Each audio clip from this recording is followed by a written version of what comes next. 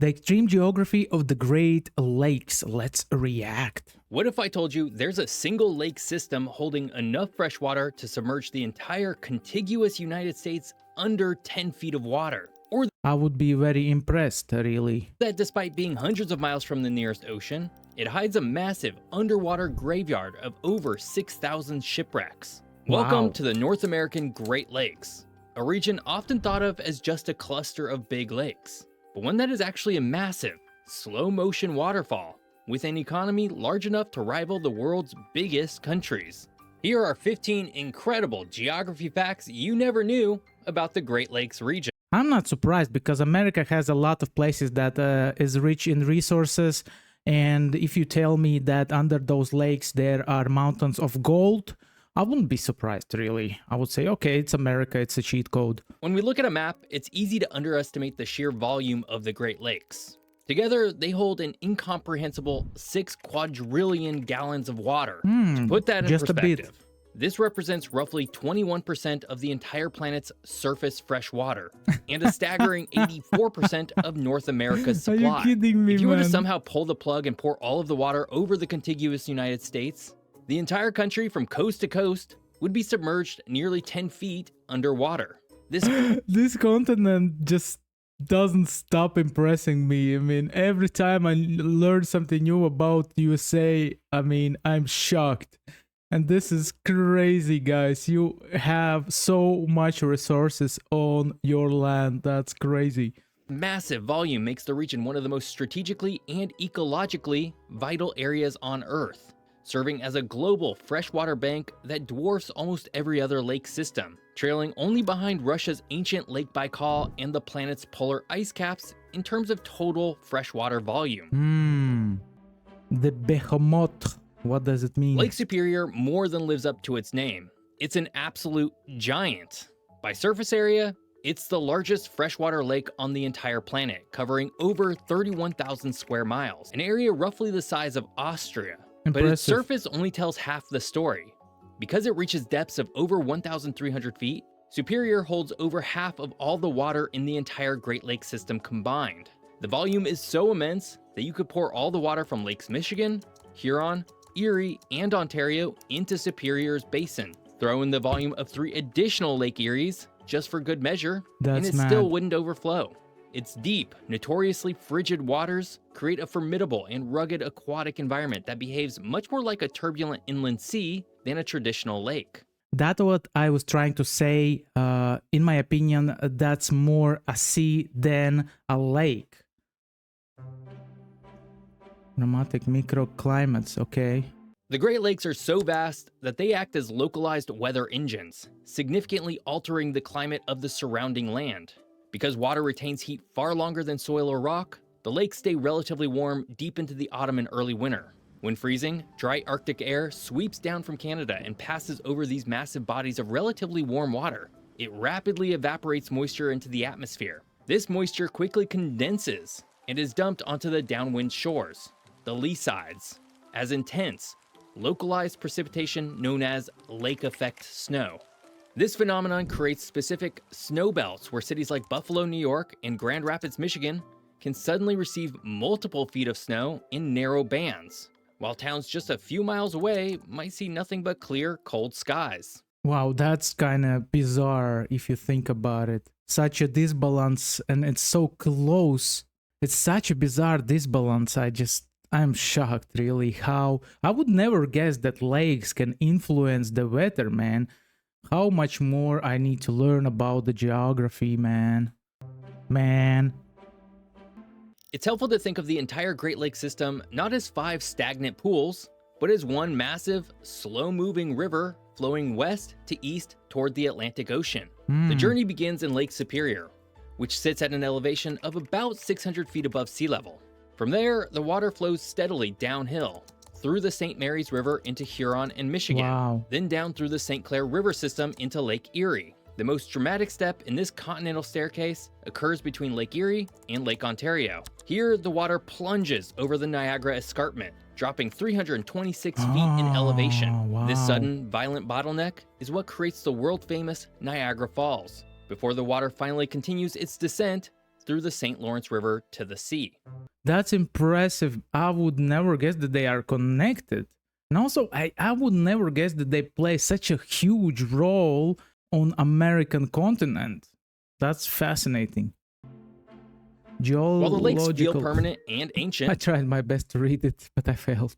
they are incredibly young in the grand timeline of geologic history. The Great Lakes as we know them today took their current shape only about 10,000 years ago, at the end of the last ice age. Prior to this, the region was flattened beneath the Laurentide ice sheet, a massive glacier up to 2 miles thick. As the climate warmed, this gargantuan ice sheet retreated northward, acting like a continental bulldozer. The moving ice gouged deep, massive basins into the Earth's crust, exploiting softer rock layers while leaving harder rock behind.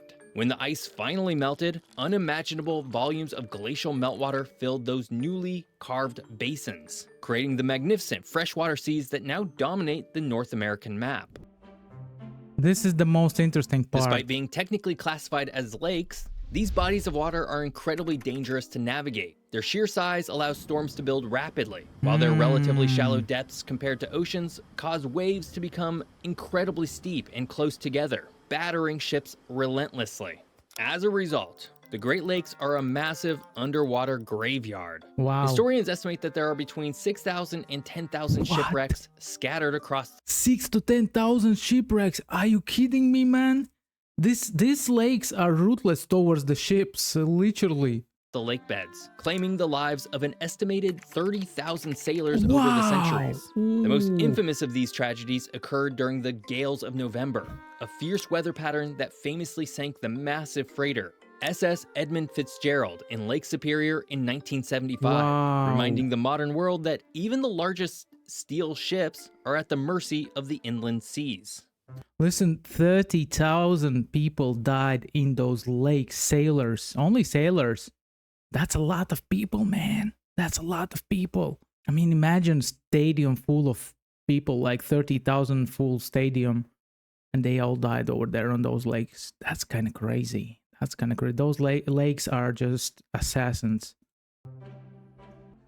The cultural geography of the region is deeply woven into the names of the lakes themselves, 4 of which derive directly from the languages of the indigenous peoples who have lived along their shores for millennia.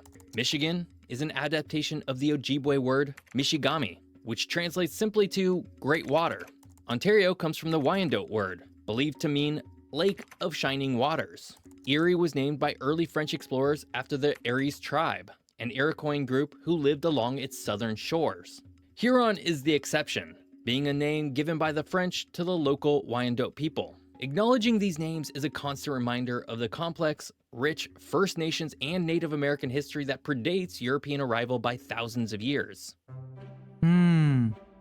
If I'm not wrong, Mississippi is connected to these lakes or not? Because I watched a documentary about Mississippi, and I know that Mississippi River it cuts deep into the USA, creating this trade artery, and there's a lot of cities alongside Mississippi because of that. In the early 19th century, the formidable Appalachian Mountains acted as a massive geographic wall blocking the movement of goods and people between the Atlantic coast and the resource-rich interior of North America. This all changed in 1825 with the completion of the Erie Canal. This monumental engineering feat artificially connected the Hudson River Valley in New York directly to Lake Erie. Almost overnight, transport costs for bulk goods plummeted by 95%. Wow. The canal funneled the immense agricultural wealth of the Midwest straight into New York, bypassing the alternative route down the Mississippi River. Americans know how to earn money and what to do so that the money will flow more easily, and this is what they invented, a channel that is connected to the ocean. Geographic pivot fueled a massive population boom in the Great Lakes Basin and cemented New York City's status as the financial and commercial capital of the United States. Reversing the As river. Chicago rapidly industrialized in the late 19th century, it faced a massive geographic and public health crisis. The city's sewage was flowing directly into the Chicago River, which emptied into Lake Michigan, the exact same place the city drew its drinking water. This deadly Terrible. loop caused devastating outbreaks of waterborne diseases like cholera and typhoid. To save its population, engineers executed one of the most audacious infrastructure projects in history. They reversed the flow of the Chicago River.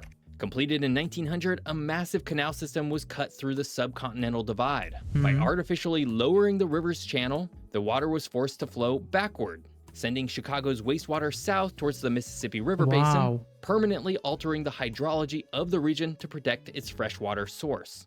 Wow, that's kind of impressive. I thought they created some kind of filters to filter out the trash, but they decided to make it much more harder and reverse the river. Let's go, man, genius. Let's go. It's strange to think of naval warfare taking place in the middle of a continent, but during the War of 1812, the Great Lakes were a fiercely contested war zone. Both the United States and the British Empire recognized that controlling these waters meant controlling the vital supply lines to the North American interior. This led to intense arm races and shipbuilding campaigns on the shores of Lake Ontario and Lake Erie. The conflict peaked at the Battle of Lake Erie in 1813, where American forces under Oliver Hazard Perry decisively defeated the British fleet. The stalemate of the broader war ultimately led to the Rush-Bagot Treaty of 1817, which strictly limited military vessels on the lakes and established the foundation for the famously demilitarized US-Canada border. Wow, that's impressive, man. Today, So those lakes were so important that basically two big countries decided to fight for them. This is how important those lakes were. the Great Lakes region is far more than a geographic feature. It's an economic titan. The area forms a massive cross-border megalopolis stretching from Chicago and Milwaukee in the west, through Detroit and Cleveland, all the way to Toronto and Montreal in the east. Roughly 60 million people, almost a fifth of the US population and a quarter of Canada's, call this basin home. Because of its dense population, historic manufacturing infrastructure, and vast agricultural output, the region is a global powerhouse. If the Great Lakes region were an independent country, its highly integrated binational economy would generate a GDP of over $6 trillion US, Wow, that's impressive. making it the third or fourth largest economy in the world, heavily driving the North American supply chain. To move heavy cargo from the mines of the upper Midwest to the steel mills of the lower lakes, massive freighters must navigate the St. Mary's River, which connects Lake Superior to Lake Huron. However, the river features a treacherous 21-foot drop over a series of violent rapids. The solution is the Soo Locks, located in Sault Ste. Marie, Michigan. These engineering marvels are the busiest lock system in the world based on the tonnage of cargo that passes through them. Handling around 10,000 vessel passages a year, the locks lift and lower massive ships carrying 86 million tons of cargo, primarily iron ore, coal, and grain. This single geographic choke point is so critical that any prolonged shutdown would send shockwaves through the entire North American manufacturing economy. That's impressive, man. That's really impressive. Beyond global trade and heavy industry, the most critical function of the Great Lakes today is sustaining human life. They act as the primary drinking fountain for more than 30 million people in the United States and Canada. This staggering reliance makes water quality management one of the most pressing human geography issues of the 21st century. The lakes face constant modern threats: agricultural runoff causing toxic algae blooms, particularly in the shallow, warmer waters of Lake Erie, legacy industrial pollution, and invasive species like zebra mussels that disrupt the food web. Protecting this watershed requires constant, complex international cooperation between 2 federal governments, 8 US states, 2 Wow. Canadian provinces, and numerous tribal nations. If you look from above, you'll think, oh, it's just the lakes, it's just water, whatever. But I would never guess that it goes so deep, that these lakes are responsible for the citizens' health that live nearby, and much more.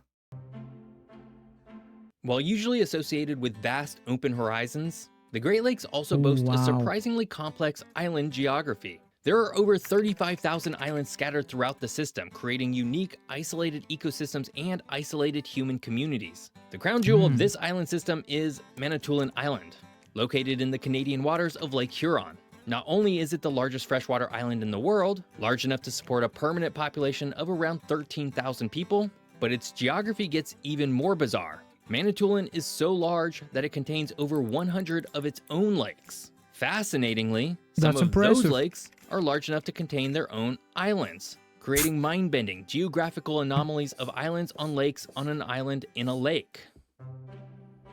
That's infinity number islands in the lakes.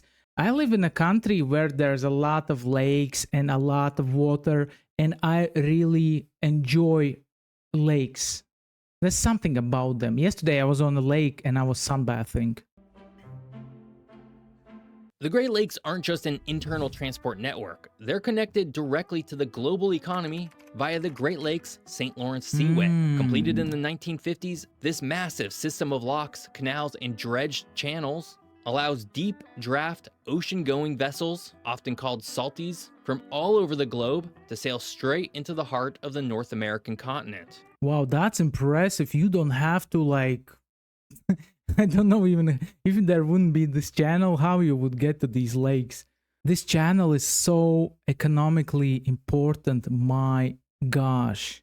Because of this artificial geographic connection, a ship can load a cargo of grain at the port in Duluth, Minnesota, which holds the title of being the furthest inland freshwater port in the world, and sail continuously for over 2,300 miles, bypassing waterfalls and rapids until it reaches the Atlantic Ocean and heads off to international markets. There's not another single geographic feature more prominent or more important to the United States and Canada as the Great Lakes. They are, for lack of a better term, the continent's savings account when it comes to fresh water. And because of that, they've developed as one of the most important cultural and economically powerful regions in the world. I would never guess that these lakes play such an important role in American economy and American well-being. Wow, I'm pretty shocked. Last time I was so shocked when I found out about Hawaii and about Mississippi River. I would love to visit Niagara Falls. I have seen them in the movies, a lot of movies. One of the movies was The Bruce Almighty with Jim Carrey. So thank you for watching, dear viewers. Please like, subscribe, click the bell for notification, and I see you in next reaction videos.